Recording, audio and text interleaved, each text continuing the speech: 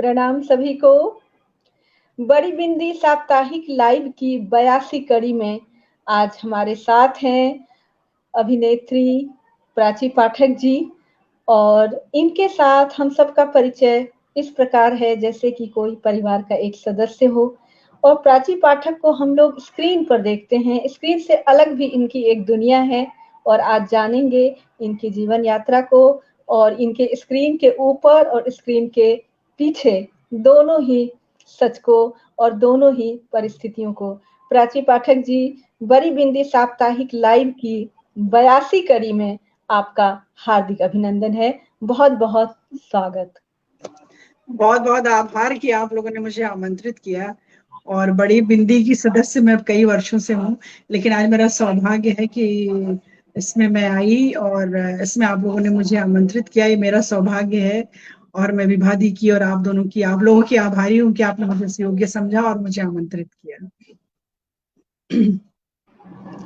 प्राची जी, आपको पता ही नहीं होगा कि कितने लोग आपके फैन हैं। इवन मैं भी उसमें से एक हूँ और इस तरह आपसे मिलना बहुत ही हम सबके लिए सुखद है। जानना चाहेंगे कि कैसे अभिनय का ख्याल आया। थोड़ा सा अपने बचपन के बारे में और अपने इस अभिनय की इच्छा के बारे में और अब तक की यात्रा के बारे में बताएंगे तो बड़ी बिंदियों को बहुत अच्छा लगेगा। बचपन में मैं इस फील्ड में मेरे जिया जी विजय पंडित जी की वजह से आई। वो भारतीय नाट्य अकेडमी के पास आउट हैं, तो मुझे पता नहीं था इस फील्ड के बारे में कुछ, लेकिन वो चूंकि इससे जुड़े हुए थे इस क्षेत्र से, तो वो नाटक का घर में पूरा माहौल ही था। तो जब भी घर में नाटक होता था तो मुझे एक छोटा मोटा रोल मिल जाता था और मैं इस तरह से धीरे धीरे उससे जुड़ती गई। और उसके बाद फिर बचपन से संगीत नाटक अकेडमी की बच्चों की जो कार्यशालाएं होती हैं वो 2-3 कर डाली। और फिर बचपन में से होते होते बड़े हो गए, ग्रेजुएशन में आ गए। फिर इलाहाबाद में अनिल भौमिक जी के साथ थिएटर किया मैंने और उसके बाद फिर भारतीय नाट्य अकेडमी में सिलेक्शन हो गया। भारतीय नाट्य अकेडमी कंप्लीट हुआ, फिर उसके बाद नेशनल स्कूल ऑफ ड्रामा चली गई और उसके बाद फिर मुंबई आना हुआ। तब से मुंबई में कार्यरत हूँ।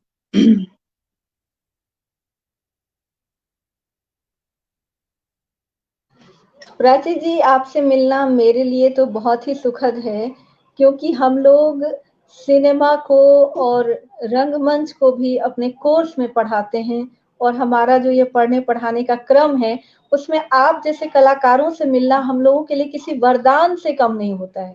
क्योंकि दर्शक के तौर पर किसी कलाकार को जानना और एक शोधार्थी के तौर पर किसी कलाकार को जानना, एक विद्यार्थी के तौर पर कलाकार को जानना, ये हम सबका लक्ष्य होता है।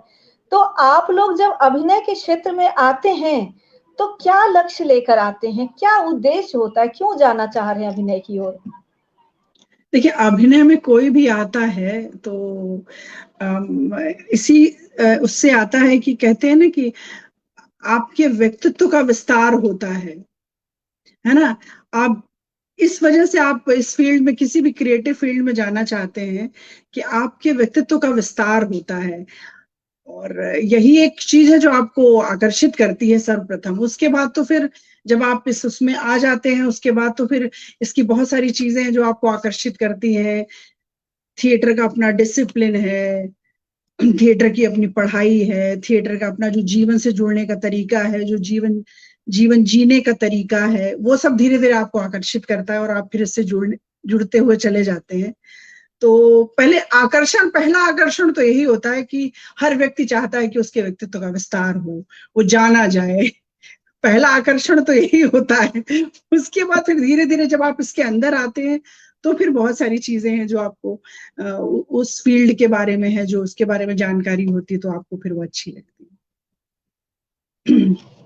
भारतीय समाज में बहुत लंबे समय तक रंगमंच पर महिलाओं का किरदार पुरुषों द्वारा किया जा रहा था और आज एक बदलाव देखने में आ रहा है। आज न सिर्फ महिलाओं के किरदार पुरुषों द्वारा किए जाते हैं बल्कि बहुत बार पुरुषों के किरदार भी महिलाओं के द्वारा किए जाते हैं और जी जी। महिलाएं तो महिला का किरदार तो करती ही हैं। तो एक हाँ।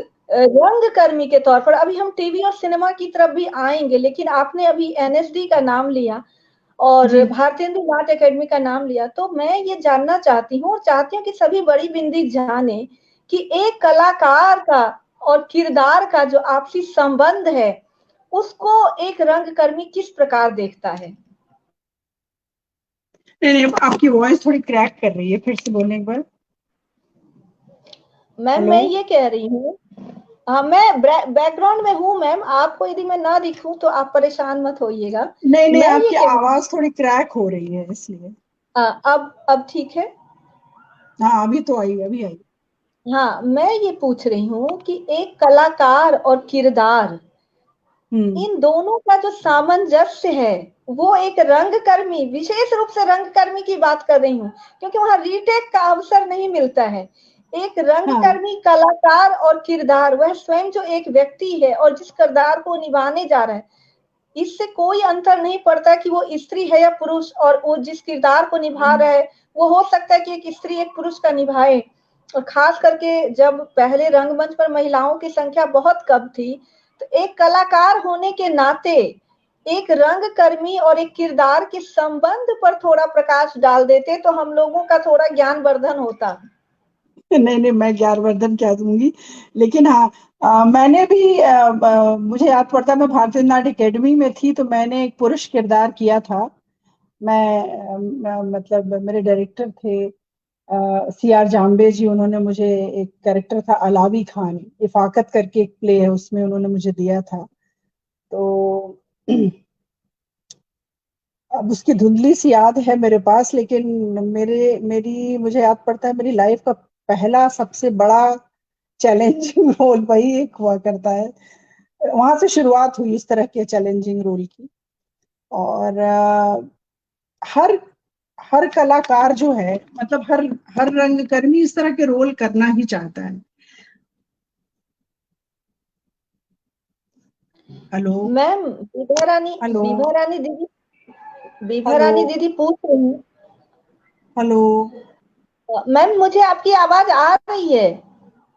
मेरा स्क्रीन कुछ मैम है आप वो। म्यूट हैं। जी हाँ, जी हाँ, आपका माइक ऑन है और आप कैमरे को टच कर देंगी मैम तो आप दिखने लगेंगे। आपका कैमरा लगता है वो टच हो गया है, जिसकी वजह से कैमरा ऑफ हो गया है। आप एक बार कैमरे कैमरे का जो इमेज है उस पर एक बार आप टच करेंगी। लगता है प्राची मैम का कनेक्शन छूट गया है। वो जैसे ही दोबारा जुड़ती हैं, मैं उनको यहाँ पर जोड़ती हूँ अपनी सभी बड़ी बिंदी के साथ। और ये हम सबका बहुत सौभाग्य है कि जिस कलाकार को हम लोग स्क्रीन पर देखते हैं, सिनेमा में देखते हैं और ज्यादातर टेलीविजन पर देखते हैं, और टेलीविजन कलाकार के साथ एक विशेष प्रकार का जुड़ाव होता है। आज प्राची जी हम सबके साथ हैं और लगातार मैं कोशिश कर रही हूँ कि ये जो हमारा कनेक्शन है वो बना रहे। आज प्राची जी शूटिंग पर हैं, जैसा कि आप लोग देख भी रही हैं, उनके कॉस्ट्यूम से भी समझ में आ रहा है वो शूटिंग के लिए तैयार हैं। लेकिन फिर भी उन्होंने बड़ी बिंदी के लिए समय निकाला और हम सबके साथ बातचीत करने के लिए आई। इसी बीच में इंटरनेट की समस्या भी है और इसी बीच में उनका शूटिंग का शेड्यूल भी है। तो हमारी पूरी कोशिश है कि हम प्राची पाठक के साथ जुड़े रहें और हम सबके साथ उनका जो ये संवाद है वो पूरा हो सके, क्योंकि प्राची पाठक जैसे कलाकारों को जानना, उनके जीवन संघर्ष को जानना हम सबके लिए एक प्रेरणा स्रोत का उदाहरण हो सकता है। क्योंकि जिस कलाकार को आज हम दूरदर्शन पर देख रहे हैं, स्टेज पर देख रहे हैं या सिनेमा पर देख रहे हैं, वो हमें एक चमकता सितारा हुआ दिखाई देता है, लेकिन वह चमकता सितारा यहाँ तक आने के लिए कितना संघर्ष करता है, कितनी समस्याओं का सामना करता है, कितनी मुश्किलों को उठाता है, वो उनके ही मुख से सुनेंगे। और प्रतीक्षा कर रहे हैं कि प्राची जी जल्दी ही हम सबके साथ दोबारा जुड़े और उनसे हम लोग अपनी बातचीत को आगे बढ़ा सकें। प्लीज आप लोग कहीं जाइएगा नहीं, अभी प्राची मैम हम लोगों के साथ जुड़ेंगी और हमारी बातचीत आगे होगी। आप लोग कृपया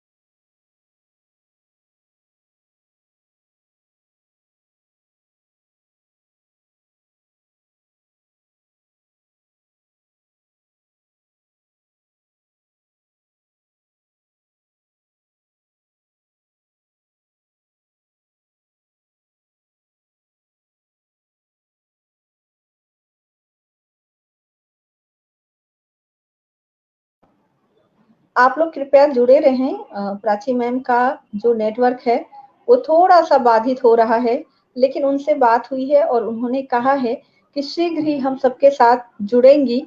और जैसा कि प्राची मैम ने अभी बताना शुरू किया था कि घर परिवार से, विशेष रूप से अपने जीजा जी से उन्हें प्रेरणा मिली अभिनय के क्षेत्र में आने के लिए, और उनकी जो अभिनय यात्रा है उससे लगातार हम लोग अभी वाकिफ होंगे। उनसे हमारी बातचीत आगे जारी रहेगी।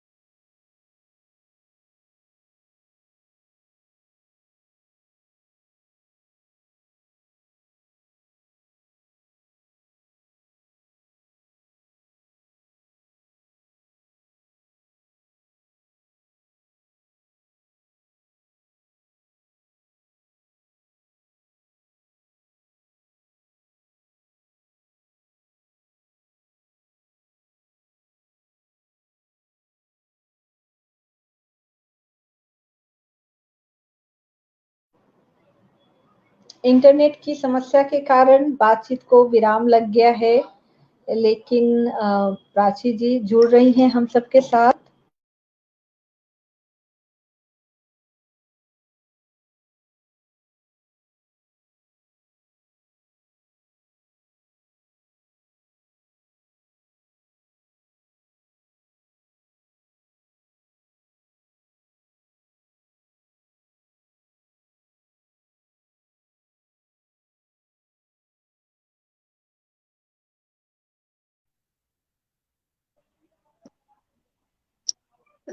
माफी चाहती हूँ मैं इस व्यवधान के लिए। जी, आपका स्वागत है फिर से, और हम लोग प्रतीक्षा कर रहे थे।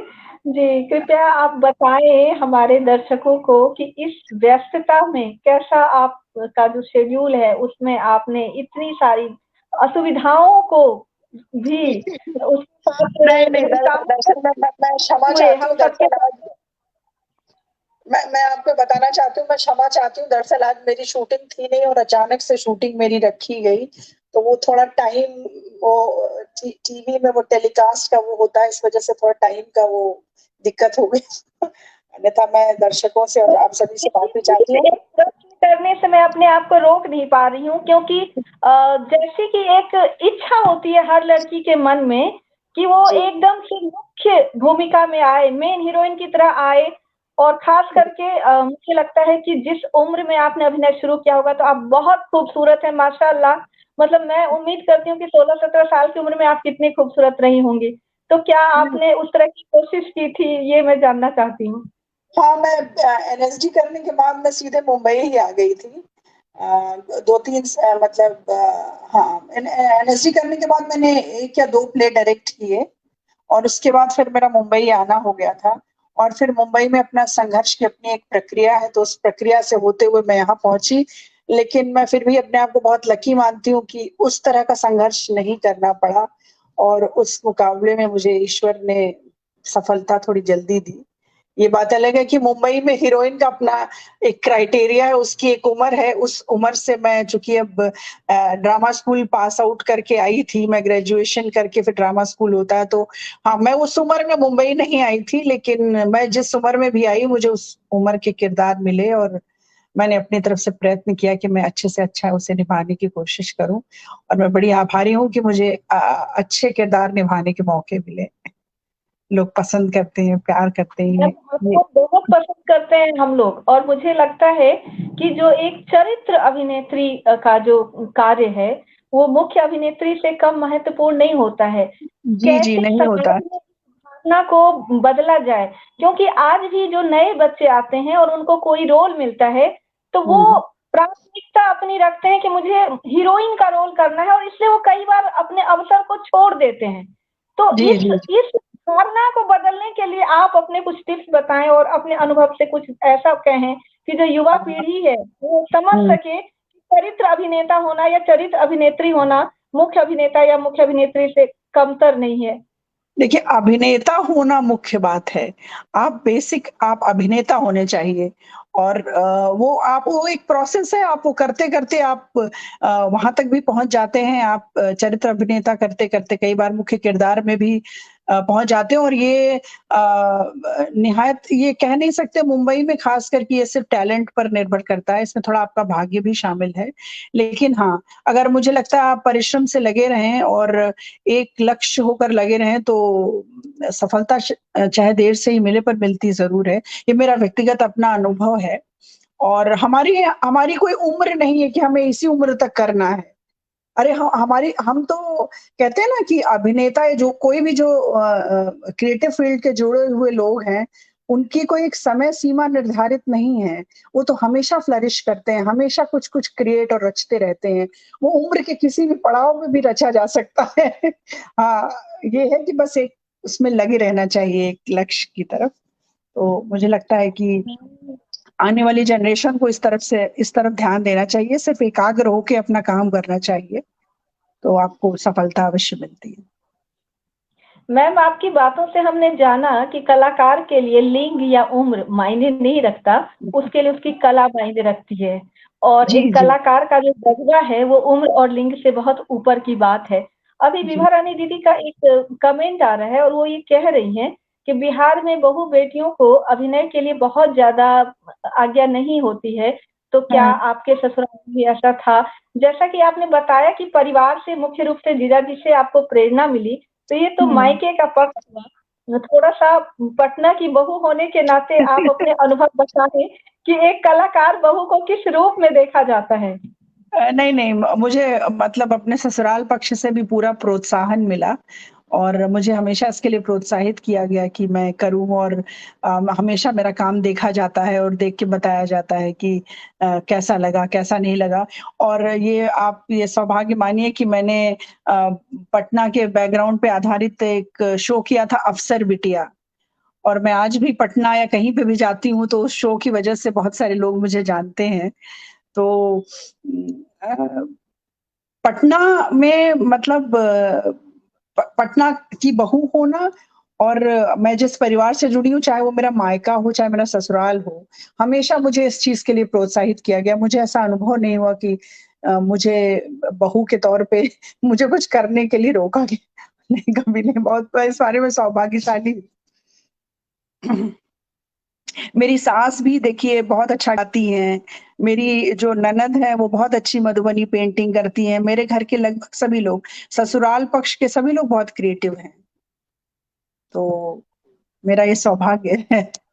ये तो बहुत अच्छी बात कही आपने, क्योंकि हम लोग साहित्य के विद्यार्थी हैं, तो हम लोग जी, पढ़ते हैं कि जो जी, रंगमंच है वो कलाओं का समुच्चय है। तो जी, जी, आप रंगमंच से जुड़ी हैं और आपका घर भी कलाओं का समुच्चय है। जी, जी, तो जी, जी, जी, रंगमंच को जीना और हुँ, किरदार को जीना ये एक बहुत बड़ा प्रशिक्षण है, क्योंकि जी, स्कूल जी, कॉलेज में जब कोई नाटक हम लोग एक विद्यार्थी के तौर पर करते हैं, तब हम लोग उस किरदार को बहुत दिनों तक जीते रहते हैं। लेकिन आप जैसे कलाकार जो एक साथ आज शाम में कोई स्टेज परफॉर्मेंस है और रात हुँ, में कोई सीरियल की शूटिंग है और हो सकता है 3 बजे भोर में फ़िल्म की शूटिंग है, तो किस-किस हुँ। किरदार को जीते हैं? कैसे संतुलन बनाते हैं? अरे वो करते-करते अनुभव से हो जाता है, वो बहुत मुश्किल नहीं रह जाता बाद में। हाँ, शुरू में थोड़ा लगता है, जब आप किसी किरदार में की शुरुआत करते हैं तो आपको थोड़ा लगता है, फिर आप एक समय बाद जब आप उसके नुआंसेस को समझने लगते हैं, थोड़ा उसको कुछ दिन करने लगते हैं, तो फिर समझ में आ जाता है, तो फिर उतना मुश्किल नहीं होता है। ये शायद रंगमंच की वजह से और थोड़ा जीवन का अनुभव है, ये सब मिल कर के एक सम्मिश्रण जो तैयार होता है, वो फिर वो अनुभव की वजह से वो हो जाता है, ज़्यादा दिक्कत नहीं आती है। रंगमंच और कैमरे दोनों के सामने जो अभिनय करने के जो तरीके हैं, उसका जो अंतर है, उस पर थोड़ा प्रकाश डालिए, क्योंकि जब आप कैमरे के सामने होते हैं तो आप निश्चिंत रहते हैं कि रीटेक का यहाँ पर एक विकल्प है, लेकिन रंगमंच पर वो नहीं होता। तो जब आप रंगमंच पर होती हैं और जब कैमरे के सामने होती हैं, तो दोनों के अंतर को किस तरह से आप महसूस करती हैं? ये हमारी बड़ी देखिए, बिंदियाँ अभिनय में जानेंगी। ऐसा कोई अंतर नहीं मैं महसूस करती। हाँ, मैं एक चीज़ का महसूस करती हूँ कि जब आप थिएटर कर रहे होते हैं तो अगर किसी भी इमोशन में होते हैं, तो उसका पूरा एक ग्राफ आप पूरे कैरेक्टर का एक साथ जी पाते हैं। और जब आप कैमरे में कर रहे होते हैं तो आपका कोई भी सीन कभी भी लगाया जाता है और वो बीच का भी हो सकता है, तो वो ग्राफ बहुत कट-कट करके होता है। तो जो एक अभिनेता के तौर पे जो आपको एक अच्छी अनुभूति होती है, आप पूरा ग्राफ एक साथ एक पूरे कैरेक्टर का करते हैं, वो आप एक साथ कर पाते हैं और रंगमंच में वही कैमरा में वही कट-कट करके होता है।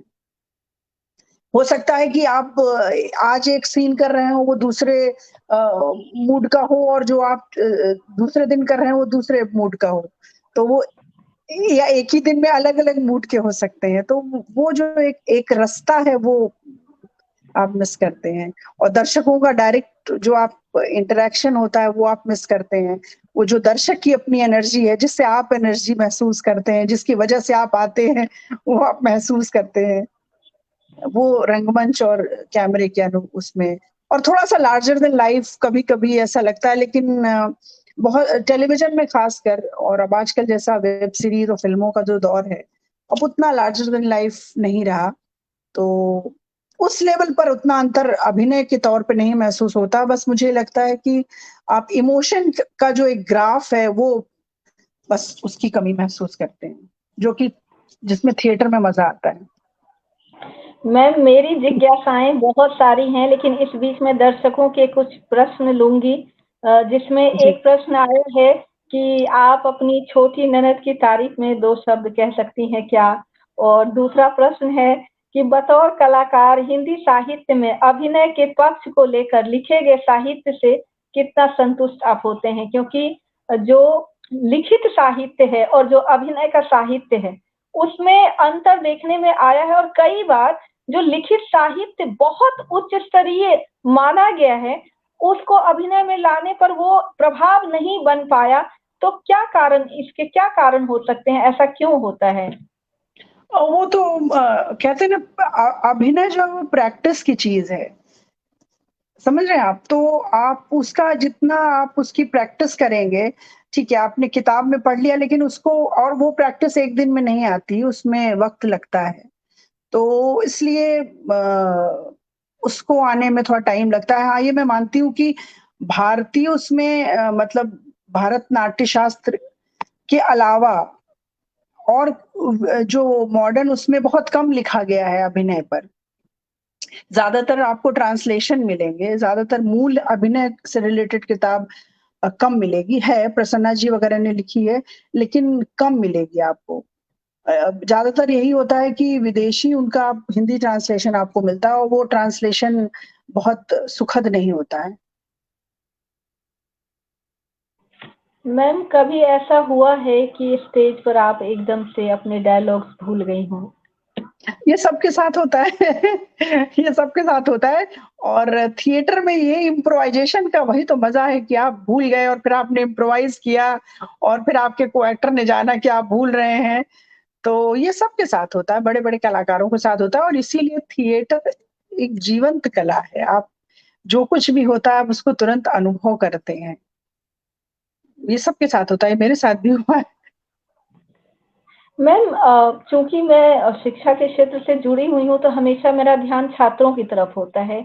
मैं जी, चाहती हूँ कि करियर के रूप में अभिनय को जितना स्थान मिलना चाहिए, वो आज भी नहीं मिल पाया है। यदि हुँ, 50 विद्यार्थी आते हैं, तो उसमें से शायद कोई एक बच्चा कहता है कि मैं लेखक बनना चाहता हूँ और शायद कोई किसी साल एक बच्चा कहता है कि मैं अभिनय के क्षेत्र में आना चाहता हूँ, किसी साल कोई कहता भी नहीं है। तो किस तरह से हम समाज में अभिनय को एक करियर विकल्प के रूप में लोगों के सामने प्रस्तुत कर सकते हैं? क्योंकि अभी भी ये माना जाता है कि जो आम घरों का बच्चा है, अभिनय उसके बस की बात नहीं है। इस धारणा को कैसे तोड़ेंगी आप? नहीं, नहीं, अब तो मुझे लगता है कि अब समय परिवर्तित हो रहा है, अब ये धारणाएँ बदलनी चाहिए, क्योंकि अब इस तरह के बहुत सारे उदाहरण प्रस्तुत हैं कि कोई ज़रूरी नहीं है कि जिनके माँ-बाप अभिनेता रहे हों, उनके ही बच्चे अभिनेता बने। और अगर ये चीज़ हमारे यहाँ बेसिक एजुकेशन से लागू की जाए, थिएटर इन एजुकेशन शुरू से अगर लागू किया जाए, तो इसके लिए माँ-बाप भी गंभीर होंगे, इसके लिए कोई गंभीर वो कोई विचार नहीं रखता है कि नहीं ये भी एक करियर हो सकता है। आज भी लोग इसको ये वो मानते हैं कि नहीं ये मेरा टाइम पास शौक है। इस वजह से ऐसा जिस दिन इस चीज़ को बहुत गंभीरता से लोग लेंगे कि नहीं इसको आपको एक थिएटर को बचपन से आपकी शिक्षा में जोड़ा जाएगा और उसकी गंभीरता को लोग समझेंगे तो धीरे-धीरे परिवर्तन होगा और मुझे लगता है थोड़ा-थोड़ा परिवर्तन हो भी रहा है। अब ये नहीं रह गया है कि उसका बेटा है तो वही बनेगा। अब तो कहीं के भी लोग आके अ, इस फील्ड में आ रहे हैं। तो अब इतनी उस तरह की चुनौती उस लेवल पर नहीं है। हाँ, मैं मानती हूँ कि छोटे शहरों में ये है, लेकिन इसका विकल्प यही है कि थिएटर को पढ़ाया जाए स्कूलों में और उसकी उसकी जागृति आएगी तो लोगों को लगेगा कि ये कोई बहुत दूर की चीज़ नहीं है। ये बहुत हमारे आपके पास की ही चीज़ है। जी मैम, आपकी इस सलाह से मुझे बहुत लाभ मिलेगा, क्योंकि हुँ, कॉलेज में तो रंगमंच पढ़ाया जाता है और अभिनय भी पढ़ाया जाता है, लेकिन हुँ। अभी तक छात्र उसे सिर्फ पाठ्यक्रम का एक हिस्सा मान रहे हैं। वो हाँ, उस हाँ। गंभीरता उस हिस्से को नहीं ले रहे हैं, हाँ, जिस हाँ। गंभीरता से वो भाषा विज्ञान वाले पत्र को लेते हैं या हुँ। साहित्य वाले जैसे उसको लेते हैं, हाँ, तो अगर वो बचपन से हमारे उसमें शामिल किया जाए सिलेबस में, तो शायद उसको लोग गंभीरता से लें, तो एजुकेशन में अगर ये आएगा तो ये एक अच्छा विकल्प हो सकता है। मैम, एक दौर था जब कलाकार को स्वयं ही गीत भी गाने पड़ते थे, और आज भी मुझे लगता है कि रंगमंच पर कई बार ऐसी परिस्थितियां आती होंगी कि जो आपका गायक कलाकार है अचानक किसी कारण से अनुपस्थित हो गया, या किसी तकनीकी खराबी के कारण कोई दिक्कत आई, तो क्या आज भी ऐसी परिस्थितियां आती हैं जब अभिनेत्री को गाना भी पड़ जाए? नहीं, नहीं, थिएटर में तो अभिनेत्री को खुद ही गाना पड़ता है। थिएटर में तो ऐसा होता नहीं कि आपका कोई पीछे से प्लेबैक सिंगिंग कर रहा हो। थिएटर में आपको हमेशा लाइव ही गाना पड़ता है। थिएटर में म्यूज़िक कभी-कभी रिकॉर्डेड हो सकता है, लेकिन सिंगिंग तो हमेशा लाइव ही होती है। थिएटर में मेरी जिज्ञासा ये है कि जब कलाकार मंच पर होता है तब कुछ गायक कलाकार साथ में गा रहे होते हैं, यदि हाँ, गाय वो हाँ, हाँ। अभिनेत्री गा भी रही है, हाँ, उसे हाँ। किसी का हाँ साथ में साथ मिल रहा होता है। लेकिन क्या कभी ऐसा भी होता है जब अभिनेत्री को गायन की पूरी जिम्मेदारी लेते हुए अभिनय करना पड़े, जैसा प्राचीन समय में होता था? हाँ, वो तो वो स्पॉन्टेनियस कभी-कभी हो जाता है तो उसी को मैनेज करना पड़ता है तो थिएटर में तो इस तरह के अवसर बहुत आते रहते हैं कि कभी कॉस्ट्यूम में कुछ गड़बड़ हो गया, तो कभी लाइट नहीं आई, तो उसी तरह सिंगिंग में हो गया कि आज आप ही को गाना है। लेकिन वो क्या है कि आप महीने 2 महीने की जब रिहर्सल करते हैं, तो आप कहीं न कहीं उसके लिए मानसिक तौर पे एक तैयार रहते हैं कि अगर ये नहीं हुआ तो ये हो जाएगा, तो वो मैनेज हो जाता है। अच्छा मैम, एक बात मैं गौर करती हूँ कि टेलीविज़न लोग जितना देखते हैं और सिनेमा जितना देखते हैं, उसके अनुपात में लोग नाटक देखने कम जाते हैं। और इस हुँ, मामले में मैंने मुंबई के लोगों की बहुत प्रशंसा सुनी है कि मुंबई में लोग नाटक देखना बहुत पसंद करते हैं। जबकि हुँ। मैं स्वयं दिल्ली में बहुत साल रही हूँ और मैं नाटक देखने की बहुत आदी हूँ। अक्सर मैं जाती हूँ नाटक देखने, श्री राम थिएटर में और यहाँ जो है कमानी में, एनएचडी जहाँ भी हाँ। कार्यक्रम होता है, लिटिल थिएटर ग्रुप, इन सब में मैं जाती रही हूँ। मैंने दर्शकों की संख्या बहुत कम देखी है, इसके क्या कारण है? और आपके शहर में इतने अच्छे-अच्छे नाटक होते हैं और ज़्यादातर नाटक फ्री ऑफ कॉस्ट होते हैं, 1 रुपया आपसे नहीं ले रहे होते हैं। फिर भी इसीलिए दर्शकों मुझे की लगता है बेसिक दर्शकों की प्रॉब्लम संख्या यही होती है कि बेसिक प्रॉब्लम यही है कि जब आपको कोई भी चीज़ मुफ्त में मिलती है ना, तो उसका उस लेवल पे लोग आदर नहीं करते हैं। उनको लगता है नहीं इसकी कोई कमर्शियल वैल्यू नहीं है, तो फ्री में दिखाया जा रहा है। जिस दिन से टिकट लगने लगेगा और लोग टिकट खरीद कर नाटक देखने लगेंगे, उस दिन से आधी समस्या का समाधान हो जाएगा। लोगों को लगेगा कि नहीं ये भी जैसे आप सिनेमा में आप ₹500 का टिकट, ₹1000 का टिकट और पॉपकॉर्न खरीद के सिनेमा देखने जाते हैं, तो आपको लगता है अरे हमने इतना पैसा दिया तो कुछ अच्छा होगा।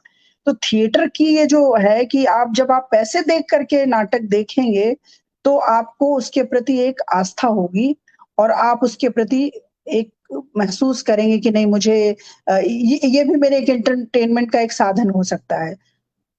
तो अगर थिएटर पैसे देकर देखे जाएँ तो मुझे लगता है इस समस्या का समाधान हो सकता है।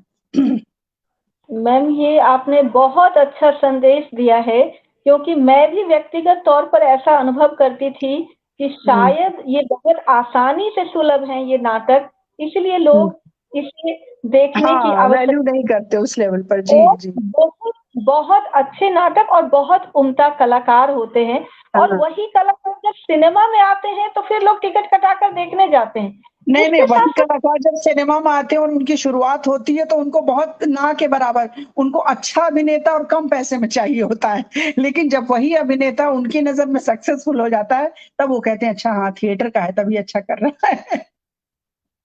ऐसा होता है। शुरू में तो जी, बेचारे को वहाँ भी संघर्ष देखना पड़ता है।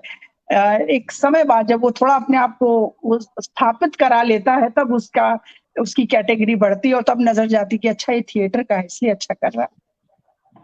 मैम, मैं ये जानना चाहती हूँ कि जब एक कलाकार अपने आरंभिक दौर में होता है, तो उसकी ये हार्दिक इच्छा होती है कि लोग उसे पहचानें, और उसे राह चलते जब लोग नाम से पहचानते हैं, पुकारते हैं, उसके दस्तखत लेते हैं, तो उसे बहुत अच्छा महसूस होता है।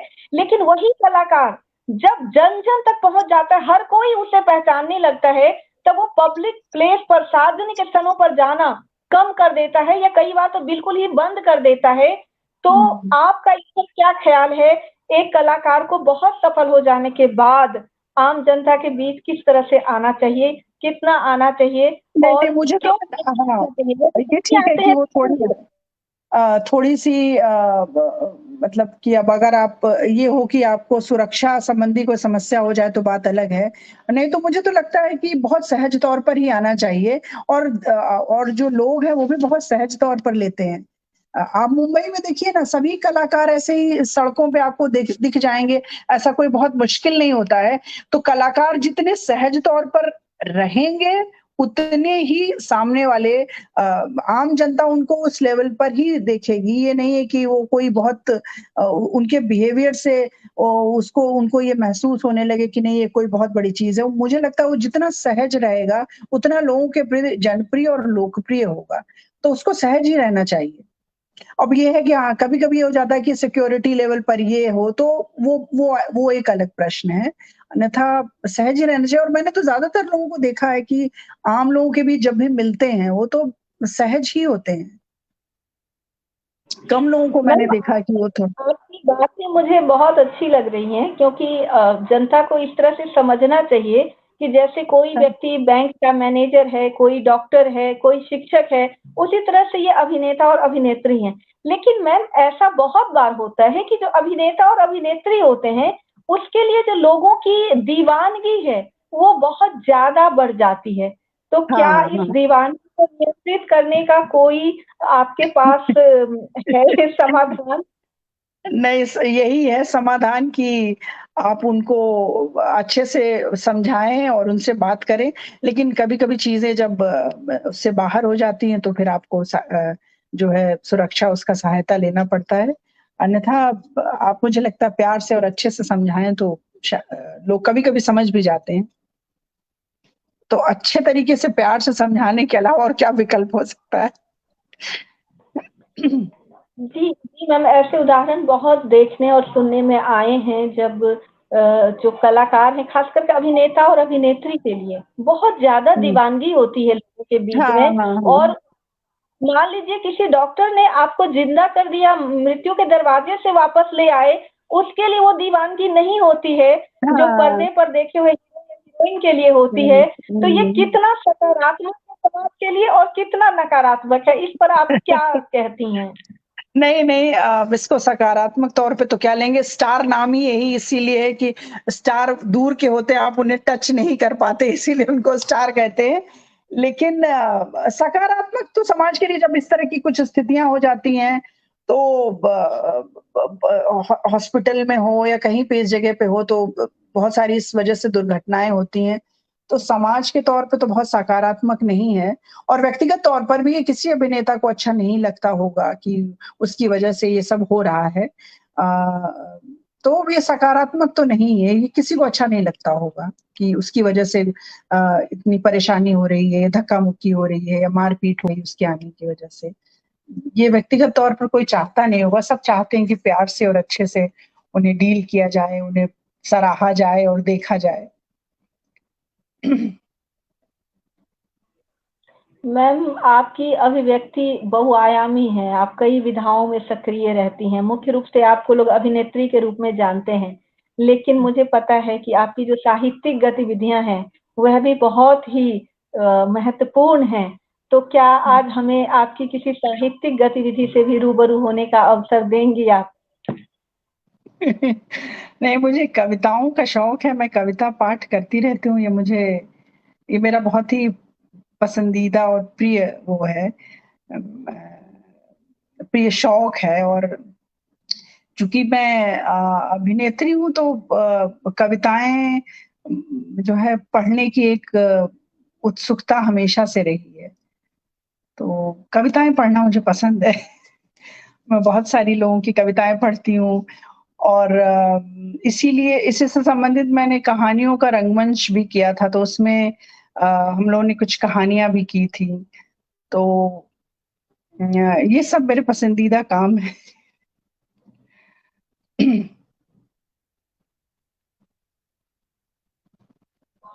मैम, आज अपनी बड़ी बिंदियों के लिए, हम सब की बड़ी बिंदियों के लिए, यदि आप अपना कोई भी साहित्यिक प्रस्तुति, अपनी कोई भी साहित्यिक प्रस्तुति, काव्य पाठ या कहानी पाठ, कुछ भी, या कोई संवाद, कुछ भी आप अपनी पसंद से प्रस्तुत करेंगी तो हम लोगों को बहुत अच्छा लगेगा।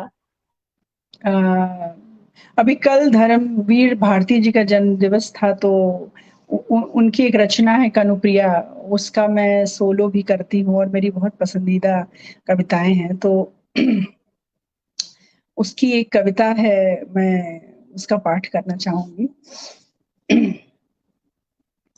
कविता का शीर्षक है एक प्रश्न। राधा जो है कृष्ण से, अगर आप लोगों ने कनुप्रिया पढ़ा हो तो राधा के उसमें विभिन्न आयाम हैं, तो उसमें एक ये भी है कि वो कृष्ण से कभी उन्होंने पूछा नहीं, लेकिन धर्मवीर भारती जी ने जैसा लिखा है उसमें उसके कई आयाम है। तो उसमें एक ये भी है कि राधा कृष्ण से सवाल करती हैं। तो ये कविता मुझे बहुत पसंद है, उसका नाम है एक प्रश्न, मैं वही पढ़ना चाहूंगी। अच्छा मेरे महान कनु, मान लो कि मैं क्षण भर को ये स्वीकार भी कर लूं कि मेरे सारे तन्मयता के क्षण सिर्फ भावावेश थे, सुकोमल कल्पनाएं थी, रंगे हुए अर्थहीन आकर्षक शब्द थे। मान लो कि मैं क्षण भर को ये भी स्वीकार कर लूं कि पाप पुण्य धर्माधर्म न्याय दंड वाला तुम्हारा ये युद्ध सत्य है, तो भी मैं क्या करूं करूं। मैं तो तुम्हारी वही बाबरी मित्र हूं जिसे सदा उतना ही ज्ञान मिला है जितना तुमने उसे दिया है, और जितना तुमने उसे दिया है उसे सारा समेट कर भी ना जाने कितना कुछ है तुम्हारे इतिहास का जिसका अर्थ मुझे आज भी समझ नहीं आता। किसी दिन अर्जुन की तरह मुझे भी समझा दो कि सार्थकता क्या है बंधु, पर इस सार्थकता को तुम मुझे कैसे समझाओगे। शब्द शब्द शब्द मेरे लिए नितांत अर्थहीन है, कर्म स्वधर्म निर्णय दायित्व। मैंने भी गली गली सुने हैं ये शब्द, और अर्जुन ने चाहे इनसे कुछ भी पाया हो, पर मैं इन्हें सुनकर कुछ भी नहीं पाती। सिर्फ राह में ठिठक कर उन अधरों की कल्पना करती हूं जब तुमने पहली बार ये शब्द कहे होंगे। तुम्हारी सांवरा तुम्हारा सांवरा लहराता जिस्म, तुम्हारी किंचित मुड़ी हुई शंख ग्रीवा, तुम्हारी उठी हुई चंदन बाहें, तुम्हारी अपने में डूबी हुई अधखुली दृष्टि, और तुम्हारे जादू भरे होंठ। मैं कल्पना करती हूँ कि अर्जुन की जगह मैं हूं और मुझे मोह उत्पन्न हो गया है। मैं नहीं जानती कि ये युद्ध कौन सा है, मैं किस पक्ष में हूँ, समस्या क्या है और किस बात की लड़ाई है, लेकिन मेरे मन में मोह उत्पन्न हो गया है, क्योंकि मुझे तुम्हारे द्वारा समझाया जाना बहुत अच्छा लगता है। सेनाएं स्तब्ध खड़ी हैं, इतिहास स्थगित हो गया है और तुम मुझे समझा रहे हो, समझा रहे हो, समझा रहे हो। कर्म, स्वधर्म, निर्णय, दायित्व, शब्द शब्द शब्द मेरे लिए नितांत अर्थहीन है, क्योंकि मैं इन सब से परे अपलक सिर्फ तुम्हें निहार रही हूँ। तुम्हारे एक एक शब्द को अंजुरी बनाकर तुम्हें बूंद बूंद पी रही हूँ। तुम्हारा तेज मेरे जिस्म के मूर्छित संवेदन को धधका रहा है। तुम्हारे जादू भरे होठों से रजनीगंधा के फूल टप टप टप गिर रहे हैं और शब्द शब्द शब्द मेरे लिए नितांत अर्थहीन है। किंतु ये सब मेरे पास आते आते मुझे सिर्फ एक शब्द सुनाई देता है, राधन राधन राधन। तुम्हारे शब्द अगणित हैं कनु, संख्यातीत, किंतु उन शब्दों का अर्थ मात्र एक है, मैं और केवल मैं। फिर मुझे इन्हीं शब्दों में इतिहास कैसे समझाओगे कनु? जी।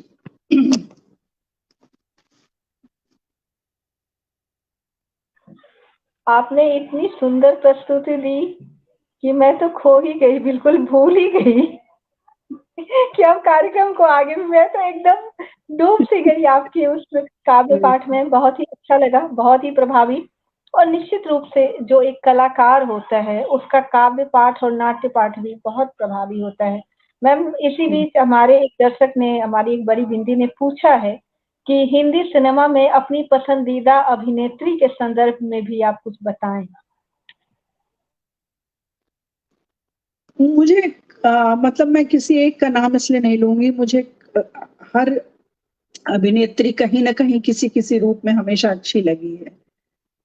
जैसे मुझे रेखा जी बहुत पसंद है, तो नए में मुझे कंगना रनावत बहुत अच्छी लगती है, तो मुझे कभी आलिया भट्ट भी बहुत अच्छी लगती है, तो कभी किसी फिल्म में मुझे प्रियंका चोपड़ा भी बहुत अच्छी लगती हैं। तो मैं अलग अलग किरदारों में मुझे कभी कभी कोई बहुत अच्छा लगता है। वैसे कोई एक पसंदीदा ऐसी कोई नहीं है कि मुझे बस उसी का काम हमेशा पसंद है। जो जिसमें अच्छा लग जाता है मुझे वही अच्छा लगता है, लग जाता है, ऐसा है। हाँ, लेकिन मैं पुरुषों में कह सकती हूँ कि मैं इरफान जी मुझे बहुत पसंद है। उनके मैम, बारे अब में मैं एक हाँ जी। अब जो प्रश्न पूछने जा रही हूँ थोड़ा व्यक्तिगत है, हाँ, लेकिन एक समाज का हिस्सा होने के नाते मेरी जिज्ञासा भी है कि क्या कभी ऐसा हुआ कि कोई दर्शक आपका बहुत बड़ा दीवाना हो गया हो और इस हद तक दीवाना हो गया हो कि आपके लिए मुश्किलें पैदा हुई हों? नहीं, अब तक तो ऐसा नहीं हुआ। मुश्किलें मुझ तक नहीं पहुंची हैं। अब तक ऐसा तो नहीं हुआ कि मुश्किलें मुझ तक पहुंची हूँ। मैं चाहती नहीं कि इस तरह का कोई अवसर आए मेरे जीवन में। लोग मुझे पसंद करें, मेरे काम को पसंद करें, यही मेरे लिए बड़ी सौभाग्य की बात होगी। लोग अलग अलग किरदारों में मुझे देखें और मुझे सराहें, लेकिन अभी ऐसी नौबत नहीं आई है और मैं प्रार्थना करूंगी कि ऐसी नौबत नहीं आए। जी मैम, एक हम लोग जब साहित्य में पढ़ते पढ़ाते हैं तो लगातार इस तरह की चीजें आती हैं और हमने अपने आंखों के सामने बहुत लड़कियों का करियर समाप्त होते देखा है जी जी कि जी कुछ जी। ऐसे प्रेमी उनके पीछे हो जाते हैं, पागल प्रेमी जिनको कह सकते हैं, कि हाँ, उन्हें अपना करियर छोड़ना पड़ जाता है। और बहुत बार लड़कियां उन उन समस्याओं से अपने आप को बचाने के लिए भी अभिनय से अपने आप को दूर करती हैं। हाँ, तो मुझे लगता है कि जो आज एक प्रतिष्ठित अभिनेत्री हैं, वो अपने अनुभवों से जब कुछ बताती हैं तो जो आगे आने वाली पीढ़ियां हैं वो बहुत कुछ हम्म, सीखती हैं। कैसे प्रबंधन करना है, कैसे अपनी चुनौतियों को सामना करना है, क्योंकि एक चुनौती है घर से बाहर कदम रखना और दूसरी चुनौती है घर के बाहर कदम बनाए रखना, क्योंकि बाहर निकले कदम को पीछे मोड़ने के भी बहुत हालात पैदा किए जाते हैं। और आज भी भारतीय समाज में पुरुष प्रधान समाज है और थोड़ी सी भी कोई बात आए तो कहा जाता है इस लड़की ने ही ऐसा किया होगा, इसकी ही कोई गलती रही होगी, इसे क्या आवश्यकता है रंगमंच पर जाने की, इसे क्या आवश्यकता है बॉलीवुड जाने की, मुंबई क्यों चली गई। तो इस तरह की जो समस्याएं हैं उससे लड़कियां बच सकें, इसीलिए मैंने आपसे ये प्रश्न पूछा था। और मुझे लगता है कि आपके अनुभवों से जरूर युवा पीढ़ी को प्रेरणा मिलेगी और साहस भी मिलेगा। मुझे लगता है लड़कियों में इतना कॉन्फिडेंस आ रहा है, और वो चाहे किसी भी शहर की लड़की हो, अब इतनी कॉन्फिडेंट है वो। और एक आत्मविश्वास ही एक ऐसी चीज है कि अगर सामने वाला ऐसा कोई दुस्साहस करता है तो वो उसके आत्मविश्वास से डर जाए। तो सिर्फ आत्मविश्वास के साथ वो लड़की अपनी लड़ाई लड़े तो मुझे लगता है कि बहुत मुश्किल नहीं होगा। हाँ, थोड़ा मतलब, हाँ, मैं मानती हूँ कि थोड़ा इस तरह के लोग बहुत मिलेंगे, लेकिन कभी-कभी आपका आत्मविश्वास इतना प्रखर होके बोलता है कि सामने वाले की हिम्मत नहीं पड़ती कि आपसे कुछ इस तरह की हरकत कर पाए। तो बस लड़की कॉन्फिडेंट होकर अपने लक्ष्य के प्रति वो रहे, और या जो नई जनरेशन जो भी आ रहे हैं वो ये करें। तो ऐसा नहीं कि ऐसा हम लोगों के साथ नहीं हुआ, लेकिन उसका सिर्फ यही एक विकल्प है कि आप कॉन्फिडेंटली अपने लक्ष्य की तरफ हो रहे हैं, तो ये सब ऐसे सब लोग आगे पीछे कुछ नहीं कोई कर सकता आपका। आपका आत्मविश्वास ही है जो आपको आगे ले जाता है। आपका अपने ऊपर विश्वास ही जो है आपको आगे ले जाता है।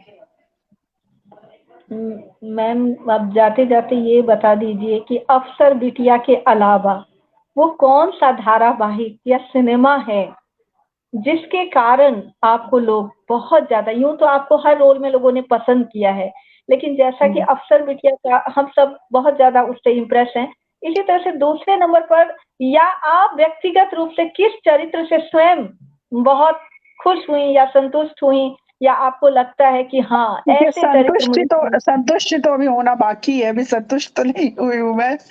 हाँ, लेकिन अफसर बिटिया के अलावा मेरा एक अच्छा किरदार था, उड़ान करके एक सीरियल आता था रंग कलर्स चैनल पर, वो मेरा बड़ा पसंदीदा कैरेक्टर है। इसके अलावा मैंने एक सहारा पे एक शो किया था, आखिर बहू भी तो बेटी ही है। उसमें जो एक सास थी, मतलब तमाम मान्यताओं को तोड़ती हुई और एक सामाजिक उसको वो करती हुई, अपने परिवार को लेती हुई, वो एक कैरेक्टर बहुत मेरे लिए चैलेंजिंग था, और उसकी वजह से भी बहुत लोग मुझे पहचानते हैं। और वैसे तो मैंने बहुत सारे धार्मिक सीरियल भी किए, जय श्री कृष्ण किया, लोग उससे मुझे पहचानते हैं। तो अभी पसंदीदा किरदार आना बाकी है, अभी प्रक्रिया सतत तौर पे जारी है। और हमारी आप सबका आशीर्वाद रहे कि ये प्रक्रिया सतत तौर पे हम जारी रहे। सबकी शुभकामनाएं हैं, हम सबकी शुभकामनाएं हैं, और बहुत सारे प्रश्न अभी भी मेरे मन में हैं।